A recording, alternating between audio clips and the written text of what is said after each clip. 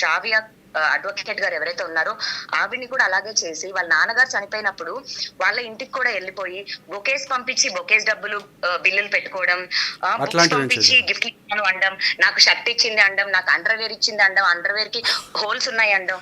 వాడు కడుపుకో తినేవాడైతే దరిద్రుడా, నువ్వు కడుపుకు ఒక అన్నం తినేవాడివైతే ఆడదాన్ని ఇది రికార్డ్ అవ్వనివ్వండి, ఏదైనా చేసుకోనివ్వండి, వాటికి అన్యాయం జరిగితే లీగల్ గా వెళ్ళమనండి. అంతేగాని మస్తాన్ సాయి ప్రిజన్ నుంచి చెప్పడం జరిగింది. అదే కెవిన్ కి గానీ శేఖర్ భాషకు కానీ మస్తాన్ సాయి ఇన్స్ట్రక్షన్స్ ఏవి లేవు. అతనికి నాకు ఏమున్నా సరే మేము లీగల్ గా చూసుకుంటాము, అతను బయటకు వచ్చినా సరే చెప్పడం జరుగుతుంది. వీడు అసలు ఎవడు? వీడు ఒక లా స్టూడెంటా? పోనీ వీడి కేసు ఇచ్చామా మేము? ఎవడు వీడు?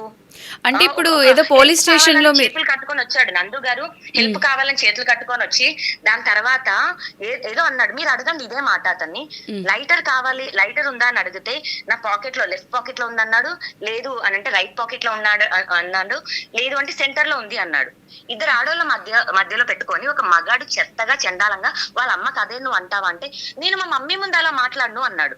మీ మమ్మీ ముందు మాట్లాడినోడివి ఏ ఆడదాని ముందు మాట్లాడకూడదు. ఆ లైటర్ గురించి ఎందుకు వచ్చింది? లైటర్ ఎవరు అడిగారు?